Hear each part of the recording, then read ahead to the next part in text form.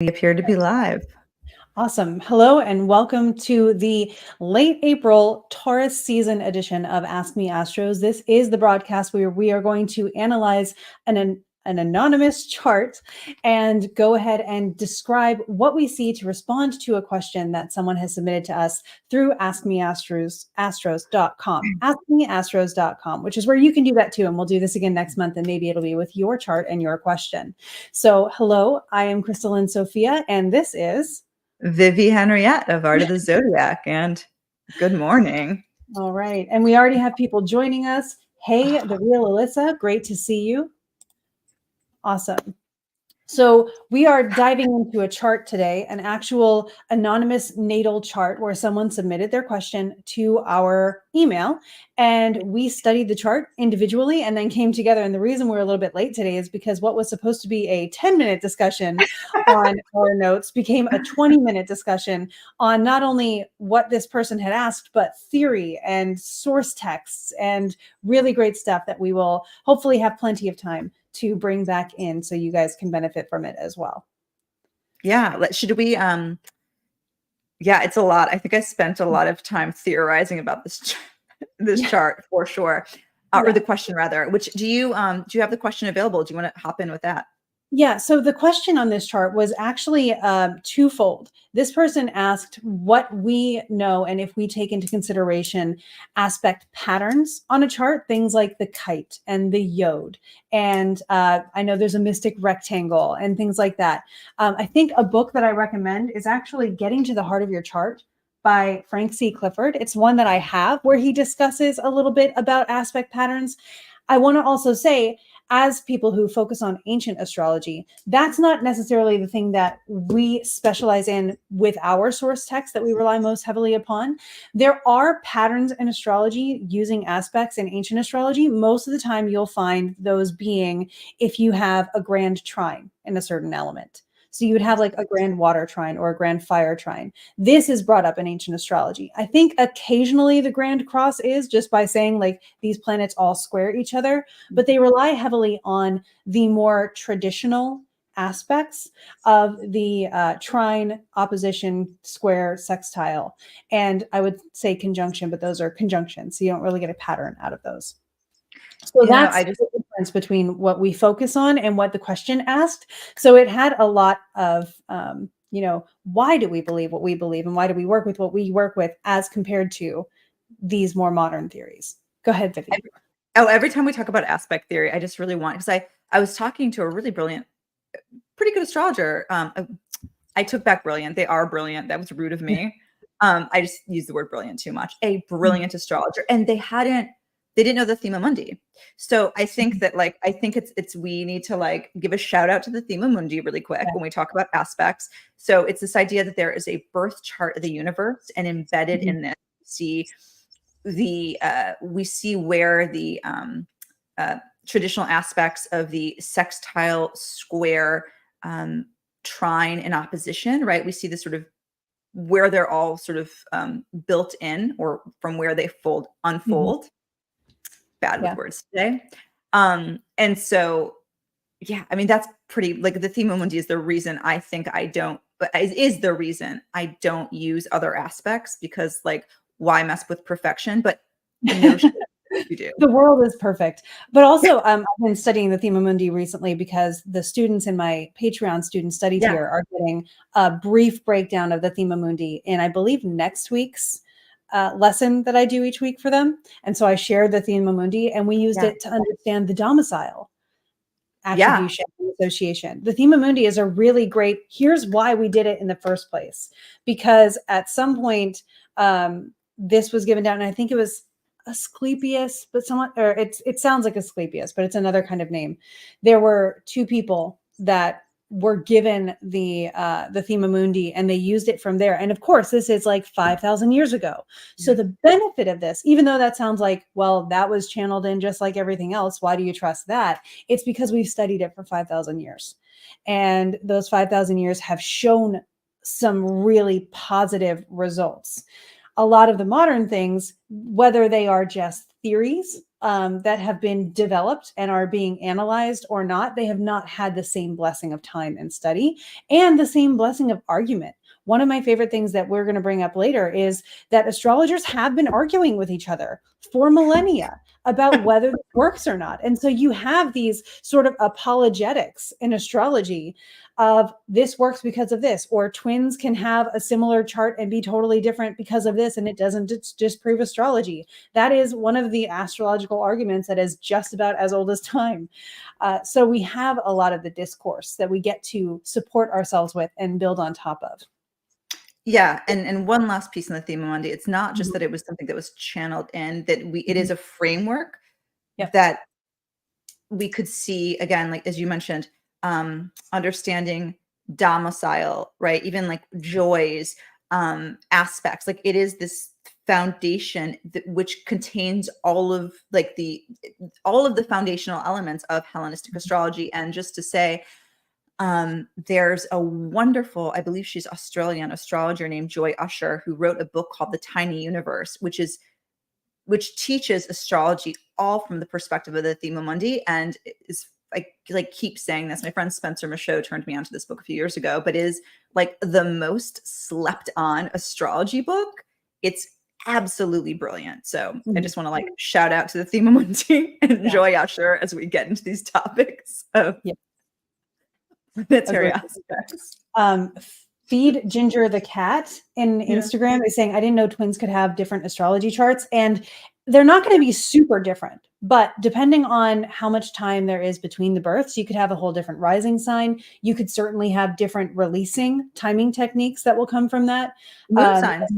Yeah, moon signs can be different depending on where the moon is. The dodecamoria is almost certainly going to be different. It's 2 degrees of a sign. So if the ascendant moves just a little bit, the dodecamoria of that ascendant is going to be different, which can play into interpretation. They won't have drastically different charts because they're born at the same day within a few minutes of each other. Yeah. But there are some minor differences that can occur that can really allow for the different expression. And even if they were born very close together, they're going to experience different external forces in life because they're not going to be joined at the hip in most cases all the time. And so they will have different external factors. The themes may remain pretty similar. It's funny. I know a set of twins and they were born, I think, a few hours apart, which is totally possible. They have different rising signs. Oh my God, I love it when Zoom just like ghost gives you stuff. This is even Zoom. This is StreamYard. Thank you. I didn't know StreamYard does that. It weirds me out. Happy birthday, twins. I got the birthday balloons and I never anyway. Yeah. If you're watching the video, we only do a video, so there we go. Anyway, these twins born a few hours apart. It's fascinating because, again, same day, right? Just a few hours, but their charts are just so different because the rising sign changes. And I think the moon might be is the same, but when you look at these people, they have completely different lives. Like they look different. One is way more extroverted. One was way more sort of scholarly. Like it's fascinating how different these twins are. And you can see it in the chart. Yeah. Yeah. So the comment that we just got in here in StreamYard is spam. So don't worry about it. Oh, I know. I'm like, how do I erase this? Rude. Yeah. How do you block that? Probably bot. Yeah. So that's a bit of a digression, but it's absolutely something that we can show evidence for, which is something that's really, really helpful. So the person who is asking the question with the chart that we are probably going to bring up in a minute or two was asking about aspect patterns, how you interpret them. And in particular, there's a pattern that they were asking about called the yod. And the yod is asked about a lot. And it's because it is referred to as the finger of God. It is hard, especially just using Google, to find what it means. And there really is a very vague source to where it comes from, but it's the finger of God, right? And if you have it in your chart, a lot of astrologers will say like, oh, that's important. It's the yod. And then I've not heard an astrologer tell me why that's important. But that's one of the things we wanted to dive into. And Vivi, you actually reached out on Threads and said, hey, where did this come from? And you did get some responses. Yeah. I'm going to pull up my notes on my phone. So pardon me 1 minute. Yeah, I did get some responses, and it was really great because, well, first off, like a lot of astrologers really respect were like, no clue, none. And I was like, okay, cool. Like, I'm not alone here because that's always embarrassing. You're like, fuck, did like everyone know this, but not me? So, okay, the yod or the finger of God, right? And it just save my theorizing for the end. It I did find in Sky, what's the forum? I'm literally Skyscraper? Skyscript, yeah. Yeah. There was a really interesting conversation. So the best that anyone can trace back was a German astrologer who mentions the yod in the early part of the 20th century, right? So in the 1900s, for anybody who's 1900s, yeah. And so this would someone who would have been like a contemporary with Rudyard, who was a humanistic astrologer. And so Mhm. just to think about this, right? Like, I mean, two things came out of this conversation for me. One, the yod and these aspect patterns come from this more psychological view of astrology that we saw emerging in the 20th century, right? With the rise of psychology, right? Birth of, in a sense. Um, and this way of looking at the chart is based on like the individual, right? So Mhm. my chart in this way of looking in an astrology chart becomes the entirety of who I am, right? The seventh house doesn't describe the people I fall in, get into deep relationship with, seventh house, right? Committed relationship. Instead, the seventh house from this perspective would show how I show up, right, in my relationships, right? So it's a very sort of mundane, me-centered approach to astrology, which has its place, right? If you think about like psychology, it's all about like looking into our the nooks and crannies of who we are so that we can, right, be in relationship to others. So like not to Mhm. knock it, but I thought it's interesting because from this perspective, it can be a little mundane, right? These are all like the parts of me. And so suddenly out of the same movement, we get things like the yod, right? The finger of God, or which to me sounds very similar to like the north node of fate, right? Right. So it's these places where these points where we can inject meaning into the chart, right? Like there's something that transcends the mundane about these. Mhm. Which, if you are, a Hellenistic astrologer, and we borrow a lot from the Vedic terminology, we could say that the entire chart is your karma or your fate. So you don't Yeah. need these little pinpoints, right? Yeah. Those are the big Or differences. in Hellenistic astrology, it is Yeah. known as the natal promise. So it is saying that everything you were born in, the timing of your whole life is going to unwind from this point. And you refer back to the natal promise to see how that goes for you and how smoothly it feels. So there is a concept in Hellenistic that compares to that. And I think it's pretty Yeah. cool to say you don't need a special pattern on your chart to actually have a worthwhile life to live. Exactly. And the other part of this whole internet search that came about that you and I were discussing is, I think one of the reasons, the beauties of older traditions, such as like Hellenistic astrology, is that when you want to know something, um, you know, uh, there's textual evidence, right? There's Mhm. evidence that supports it, refutes it, but it's like a long conversation. I thought it was fascinating when I was trying to figure out the origins of the yod.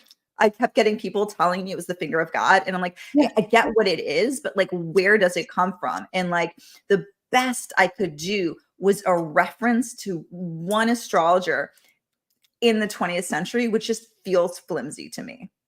It feels like an astrologer came up with a theory. Yeah. And to be fair, at the time, we didn't have the ancient texts available.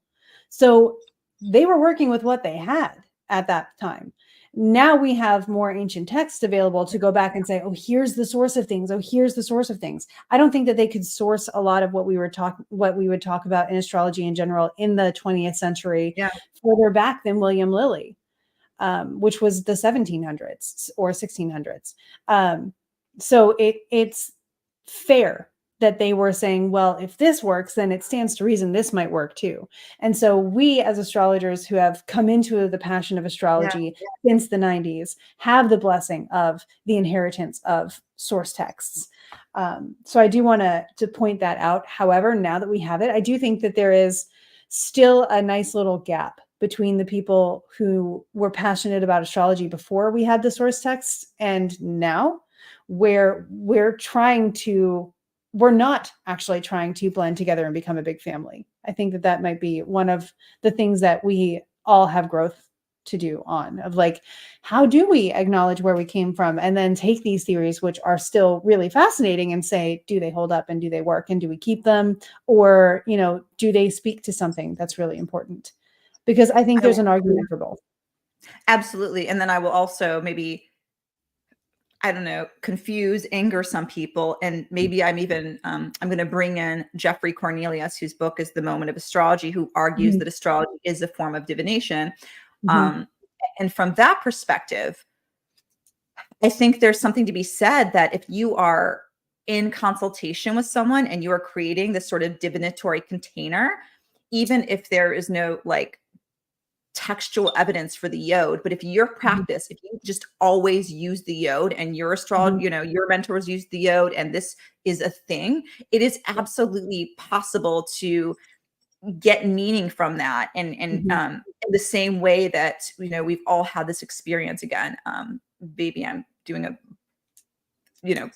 a, crude version of Jeffrey Cornelius here, who I'm referencing, but this idea that, right, Sam, you can have the wrong chart for somebody, but still get this right information. So I don't want to come out and say like, there's one way to do astrology, because I'm sure there are amazing astrologers who have used this aspect. But when it comes to like, for us looking into it, it just doesn't make sense because there's not the textual evidence. And I think there's a great point that you're making, where someone seeking a truth and advice and guidance is going to find the truth and advice and guidance in whatever way they interact with the other person who is helping them seek that truth and advice and guidance.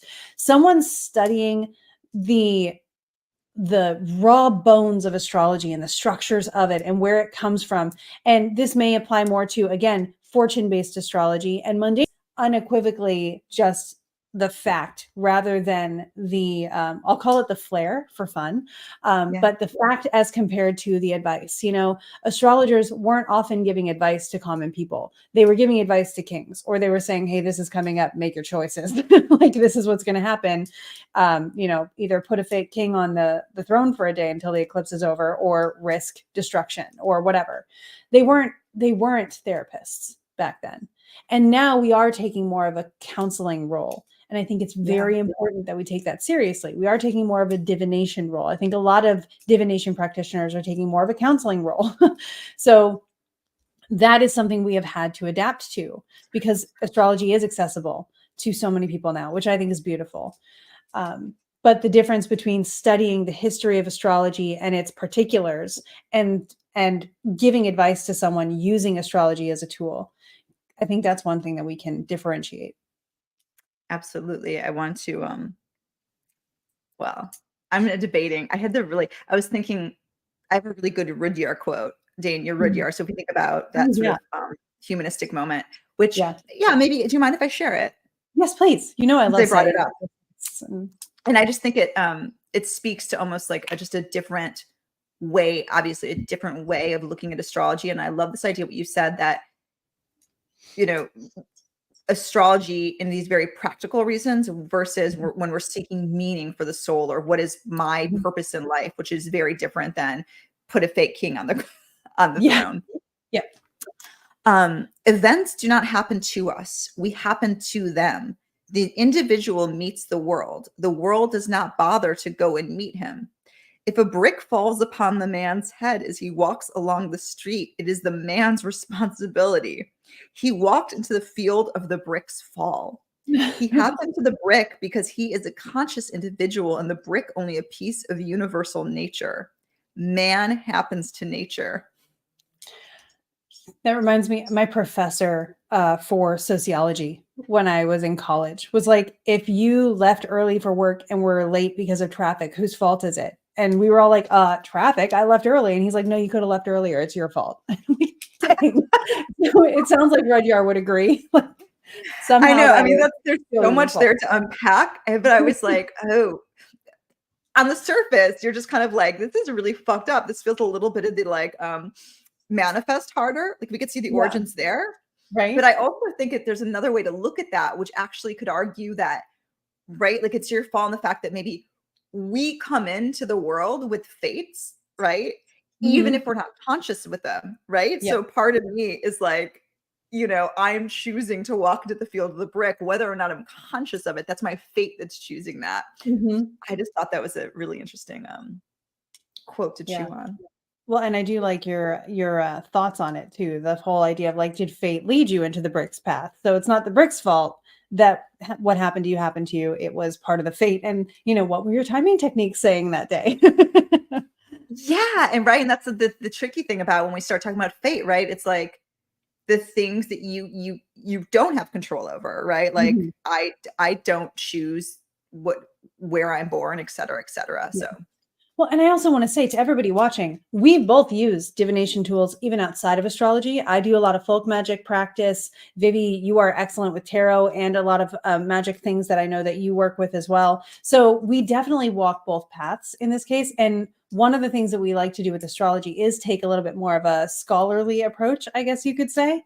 yeah. And then we kind of weave that into the practice that we do it as well. So for anybody who's just wondering, like, where are we actually coming from on this? That's why we're able to kind of argue for both sides. And also I would just complete transparency here. I think both of us got that question and we're like, Uh, yod. No clue. yeah. Well, I got that question and I was like, the yod again. Crap.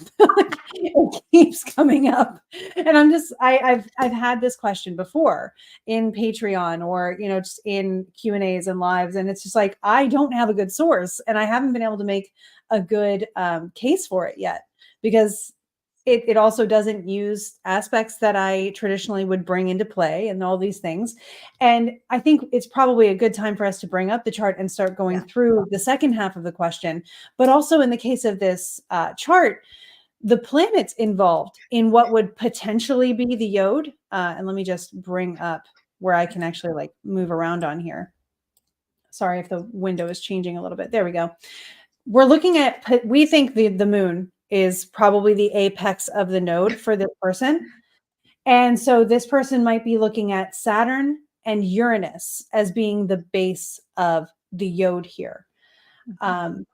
Not sure because again, to my traditional astrologer eyes, I don't see another option. We know it's supposed to be a sextile and connecting in a point to something, which would be the moon up here. And they are by degree in the appropriate positions for that. So it would stand to reason that that's what we're Gabriel. Oh my God. Do you see Gabe's comment? The bloody God finger. Exactly.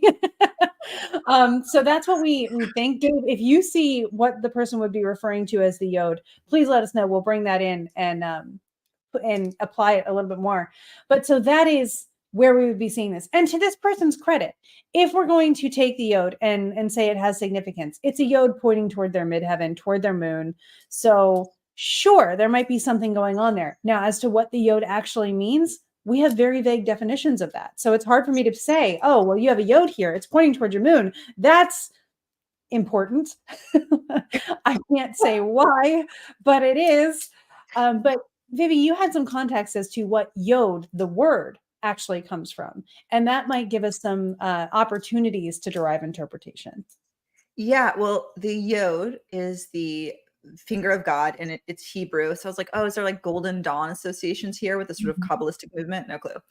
And it's a letter of the Hebrew alphabet, right? I should know this. Sorry, everyone. But also I thought it was interesting that the yad, right? Y-A-D, if I'm pronouncing that correct, is this like finger-like mechanism that one uses to read the Torah so you don't get the scroll dirty with your oily fingers.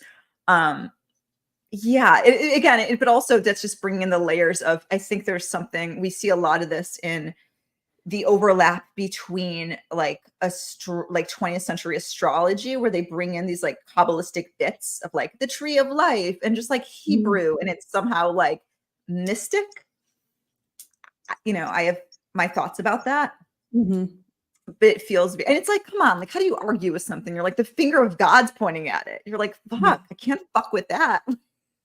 But like, all of that being said, going into this chart, right? Like, also the last piece is there's textual like testimony. We wouldn't, in anyone's chart, we would not look at just one thing, right? We always want to see, okay, what's happening, but do other aspects, pieces in the chart testify to that thing, right? Yeah. And so first off, it's just, if you just look at one thing, then that's, but in this case, right, we're like, oh, this is a very loud, bright, possibly a little bit of emotionally dysregulated moon Mhm. at the very top of the chart, right? The midheaven's there, so it's like super angular. Mhm. This is going to be a loud moon, whether or not you have Saturn and Uranus point, creating this finger of God conversation. Yeah. And I'm going to dive into 2 more points on the Please. moon herself. After I acknowledge Carl saying that the Yod is the first letter in the name of God in Hebrew, which is the Thank you. tetragrammaton. The tetragrammaton is the name of God. I'm saying it like that because I know that it's disrespectful in a lot of ways to say the actual name out loud. So I'm not going to do that. But I am acknowledging, Carl, we can make that connection with you. Thank you for reminding us. So the moon here, she is prominent. She is loud. She is the ruler of the chart. It's a Cancer rising chart. So that's one big thing. She is, hang on a second. She is angular. So we see that she's right near the MC, which is in the 10th whole sign house. And then she's got this partile square to Venus, which is another thing that we thought, this person may be getting asked for their Venus a lot of the time and then delivering their moon, which is pretty interesting. And then Venus, of course, is right on the ascendant. So there's a very interesting relationship between the moon and Venus, and then also this incredibly strong Mars. You can't see on a Luna chart because we don't have smaller portions of a chart yet. Get on it, Kevin, please. Thank you. But Mars is in his own terms in this as well. So Mars has a lot of dignity in his position on this chart as also the ruler of the moon, even though Mars is not in a traditional aspect to the moon. So there is, again, a lot to speak about with the volume of that moon and how much support it has from its domicile lord. And it's something interesting mentioning that the fact that it can't see its domicile lord, right, also speaks, because maybe it's responding in a way that's unchecked. I was going to say there's like a hair trigger sort of feeling here, like as Rick Levine describes Aries all the time, the ready, fire, aim kind of energy. Yep. I feel that. Someone, intimately related to, understands the Aries part of the chart. Something adding to all of that is that, it's interesting because this is a night chart. So on one hand, Moon, Mars, and Venus are, we say, the insect planets. So they have sort of certain sort of jurisdiction or rights to this chart in a way. They're the party leaders in power, if you will. Yeah, they are the simplicity rulers as well of the ascendant.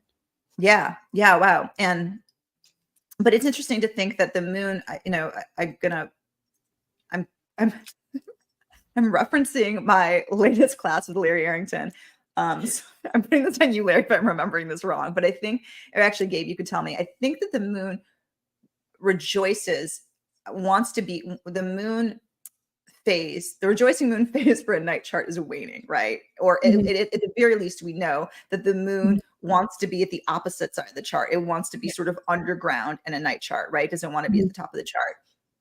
Similarly, in a night chart, Venus would want to be an evening star. And so we see this very fat, waxing moon at the top of the chart and this very loud morning star Venus, right? Very angular.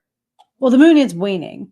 So we do have that. She is still waning. on the verge of disseminating. So she is there very full still. Okay, but very full, yes. It just feels very loud. And thank you for that. But definitely the morning star. And so there's something about this that just feels like this person maybe gets put to maybe they get called, I should say this, and this is more of me just like, I would ask the client this question, but maybe that they're called to action in ways that make them feel uncomfortable, especially thinking that really dignified Mars and Scorpio, like Mars and Scorpio tends to be like quiet behind the scenes. Whereas I could imagine that sort of moon in Aries is the sort of, like you said, that hair trigger, that sort of volatile. And because it can't see that Mars. So I'm wondering if there's a disconnect between, right, like this what they want and think and desire versus maybe how they react, or maybe, like you said, like a pressure of being put out in the world. Yeah. Yeah. I really, I agree with you there. And I'm calling back to my people see this person and their reputation is this, right? But their personality or the way that they greet the world, or maybe even their own priorities, maybe a little bit more of this. And so you have that sort of, what do I give to people? My gentle side or my assertive side? And that's a coin toss at any moment, especially when that moon is perhaps feeling more impulsive than other moons might. Yeah. It also makes me think of, and you have Mars in Scorpio, which I kind of like envy. I have Mars in I have Mars Aries. in Pisces. I have the moon in Why Scorpio. what do you have to do with Scorpio? You have moon. Just the moon and Pluto, but obviously my ascendant and my moon are in Scorpio. And I've got that lovely little water trine with Jupiter and Mars. I'm so rude. For whatever reason in my head, I always think of you as like, I've done this before. I fucked up. Sorry. I don't know, but maybe, okay, my point maybe still stay the same. I think like Mars and Scorpio is more like behind the scenes and wants to be like subtle. And it puts planets in Scorpio in general, like have a sense of privacy. Yeah. But I think that moon, I almost imagine like being at the top of the chart, and it's the moon. There's a certain level of maybe emotional exposure that this person at once, like, you know, exists in their life. And so, right, like they're called to in a certain sense, but then also maybe part of them kind of recoils. Like it feels very contradictory. Well, and there's a difference between the intensity of Scorpio and the intensity of Aries, right? The intensity of Aries is in your face. The intensity of Scorpio is someone's watching me and I don't know where they are. And that the Scorpio is the one that's watching you. Like, that's kind of where it is. The Scorpio is, I think it was Chris Brennan and Austin Coppock in one of their astrology podcast episodes where they talked about Aries being the one in Mario Kart that's like right off the starting line, gone. And then Scorpio is the one with the blue shell at the back, just waiting.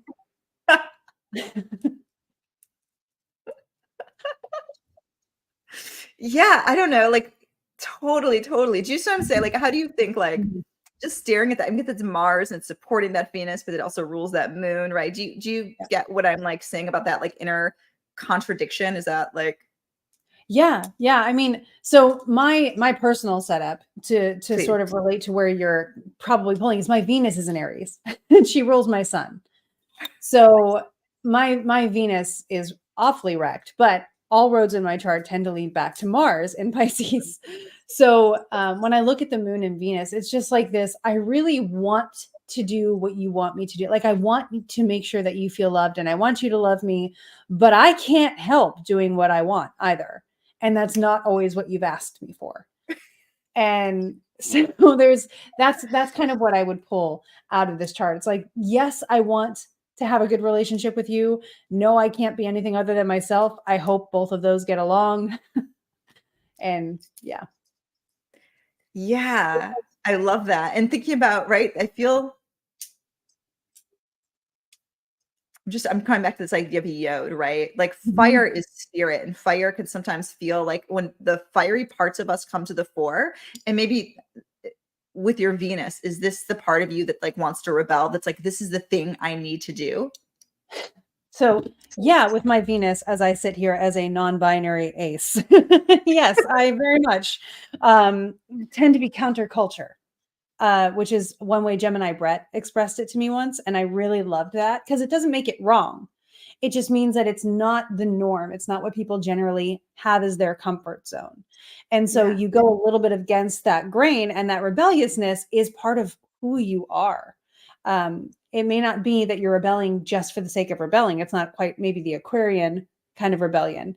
It's this is who I am, and I'm not going to deny it just to make you feel comfortable, even though it's not your comfort zone kind of Beautiful. energy. Yeah, beautiful. And I thinking too, just the nature of like looking at that moon, that fiery moon, and especially like the moon in a fire sign can be so much, right? Like the moon is where we want to seek comfort and sort of maybe stability. and there can be a loudness to to this moon. I would love to know this person. And I'm wondering if this person, like, I know I have a lot of fire in my chart, and I feel like I can be like extra at times. Like there is just a bigness about me.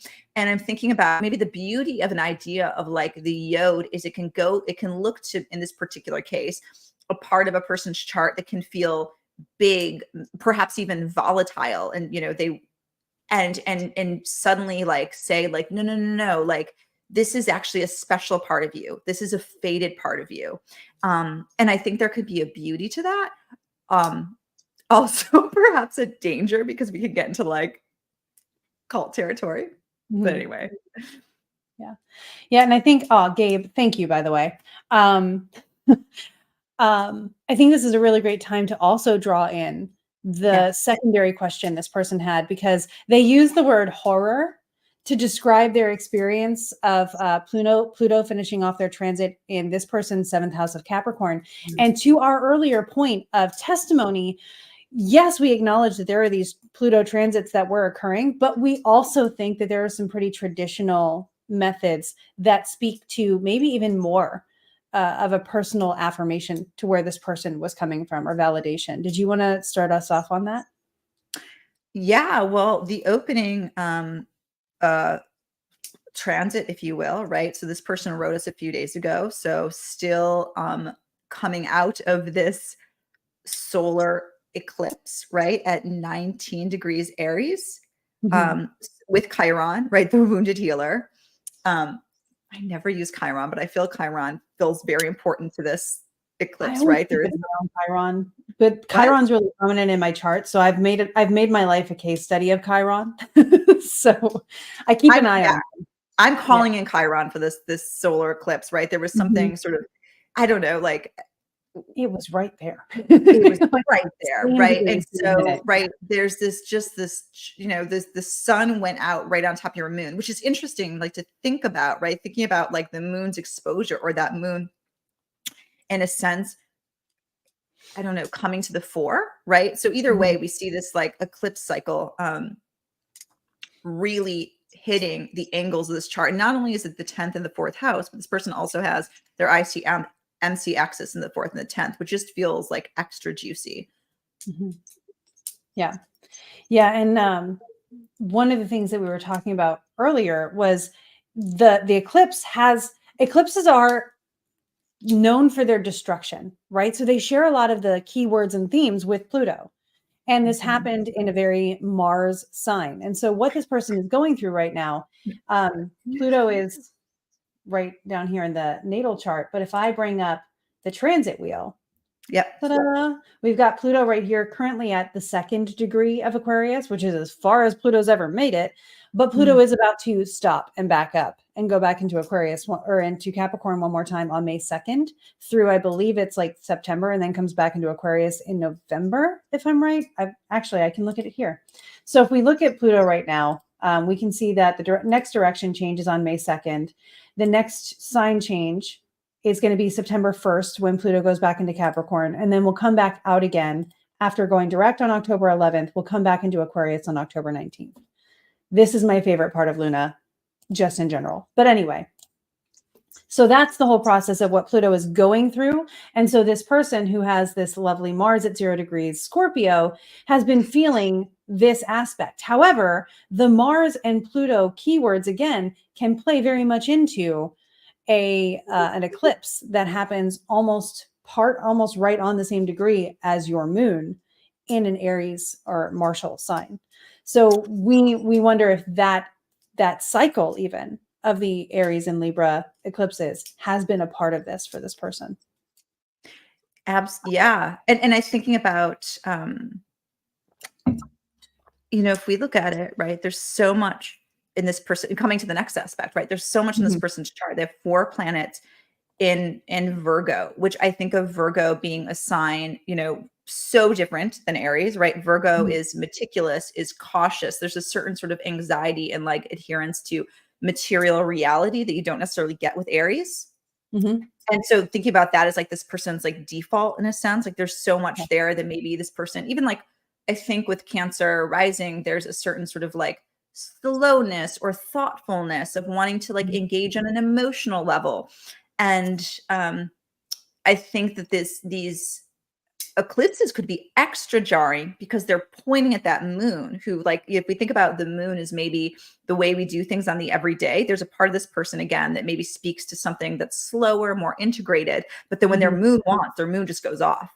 And so really, like, it could be like this eclipse season, and we think of that like that power. Like, I'm wondering if they're actually, I'm curious to know if it's actually relationship related, because of thinking about Pluto had been going through the 7th and some things there. But yeah, I'm wondering if there's something about this is so jarring because they have to face fire in their life in a way that feels maybe uncomfortable. So, but the other transit, of course, is the Saturn opposition, right? So Saturn, the out of sect malefic. So Saturn, you know, I think of structure and like a no, but I think there could be some sort of arguably some sort of Plutonian territory that Saturn can pick up.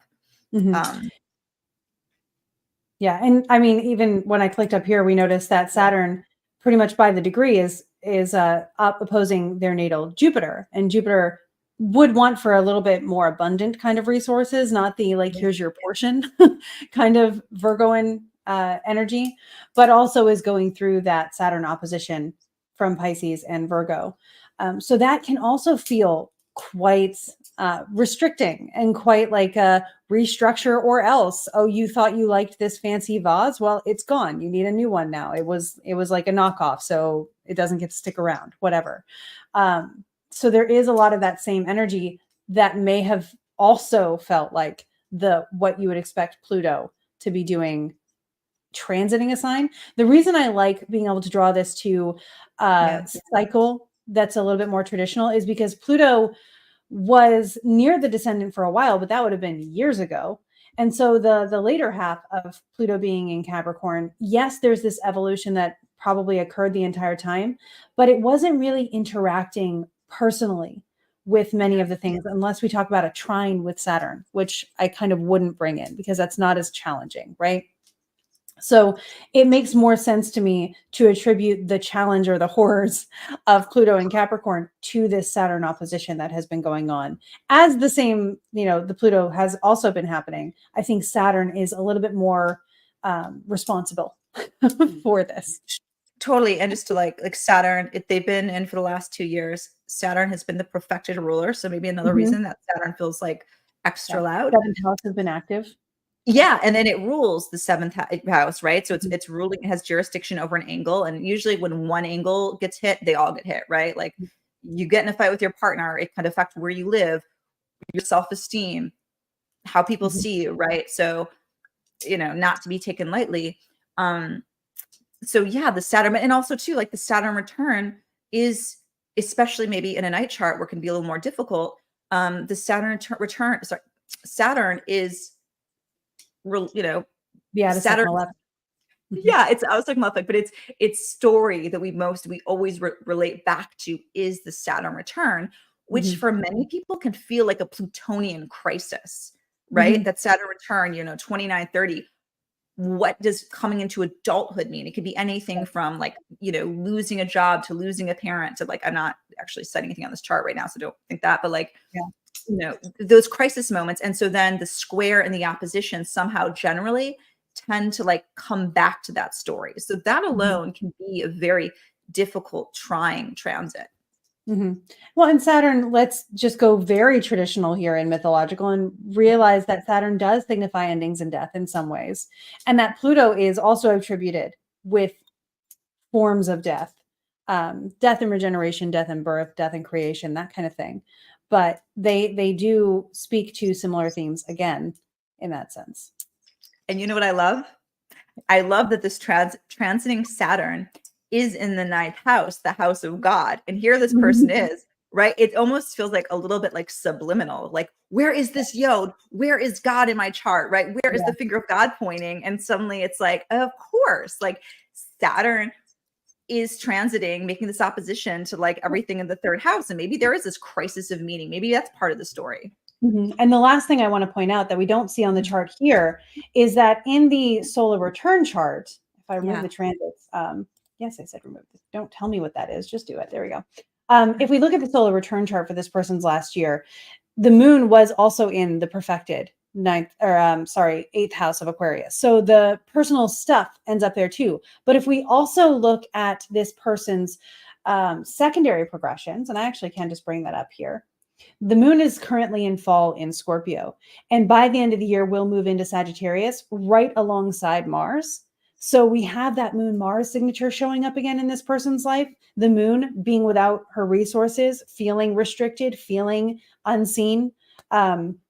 So again, and it's crescent. So we're in this phase of the moon still trying to, actually, I think it's still new. The moon is still dark. The moon is still trying to be born. And so there's this, where am I going? What am I doing? Seeking God, in a sense, to go with your perspective that could be going on with that. Yeah. Oh, I love it. I'm just thinking about this too. Those, thinking about Saturn going through and having the stare down from Pisces, right? Pisces, the planet of infinite possibility, of hope, right? Of that, like, Mhm. I can trust that it's out there, even though I can't see it, feel it, right? But I can imagine it, right? Whereas Mhm. that sort of Saturn is having the stare down with all these planets in Virgo, right? In the third house of, like, siblings, neighborhood, all of it. But there is something Mhm. very, like, grounded about the third house. And Yeah. those planets in Virgo making being like, yeah, cool. Like, I'm really concerned with my material surroundings or what's going on here, or security. And there's something about Saturn being like, but if you really want to get where you're going, you need to kind of like break some of that apart. Yeah. Well, and the third house also is the sign of more practical magic and divination. Um, our book club is doing Light a Black Candle as our book of the Mm. month in Patreon right now. And we're reading about Italian American folk magic, and she calls it Magia Practica. And so we're learning about that right now. And it seems very practical magic in here, where you use what's with you, what's incidental, what you have at your resources, and you make something of it, which this person may actually really enjoy doing. And that might be something that helps them feel more focused. Yeah, Angela is in the book club. Thank you, Angela. Yeah, I'm glad you're enjoying it. I am too. But maybe if we were to give advice to this person, getting their hands into something that feels like they are aligning with and working alongside their fate might actually fulfill whatever they're looking for by having a yod, or what meaning they were looking for by asking for the delineation of a yod. Go ahead and get acquainted with divinity in your own way, and realize you actually have a seat at that table. Yeah. I love too this idea that Jupiter in the third, a little bit, as you said, constrained by the day-to-day details of Mercury's home of Virgo, but rules Mhm. Jupiter. And so it's Mhm. interesting to thinking about one way to enter that ninth house could be by approaching all those planets through practical magic, right? We could also Mhm. say we get one way of entering the ninth is through the third, which in Yeah, this chart absolutely. also speaks loudly. Yeah, I'm actually doing that right now. I went to herbs and crystal shows over the weekend, which happened to be occurring at the same time. And we're entering the week before my birthday. So my intercalendary days are coming up. Yeah. Mercury is going to be my time lord. So I bought a topaz ring, and I'm going to be wearing that, just probably throughout the year more. I have some Mercury materia I bought that I'm going to make some talismans for, just to sort of take these roughly 8 days before my birthday. 8 is Mercury's, I think it was it 5 or 8? Whatever. I think it's 5 days before the birthday, but I have to remember, I have to go back. I'm bad with numbers. But I'm doing charity for Mercury leading up to that, according to Mercury's number, so that I Mm. can say, like, hi, we're going to be working together this year. Hope we like each other. So, Oh my God. I love that. I should have done that for Saturn. Maybe this is why. Although I feel like I've been cultivating a relationship with Saturn for like years I now. can confirm. Yeah. Thank you, Devin. I thought it was 8. I always put Venus with 8 in my head, and I think she's actually 7, but yeah. I know it's confusing because there's like the years, right? Like 8 years, you think Venus cycle, but then Mhm. it's different. It always throws me off too. Yeah, the astrological magic side of number attribution is different than the ancient period side. So, but yeah. Oh my God. Is Gabe still okay? Wait, I have a question. I have a story to share. And is Gabe still in the chat? Because I am like, I'm And I do so have to bad. get going in about a minute, but I would love to hear this. Yeah. Yeah, it's really quick. Rain and Palace. Ugh. what's the talisman? They're okay, Gabe, if you're in the chart. Okay, I got this Venus talisman from Rain Palace, and Idol Stellarium. I always fuck it up. Anyways, someone who knows, put it in the chat. Tell me I'm wrong.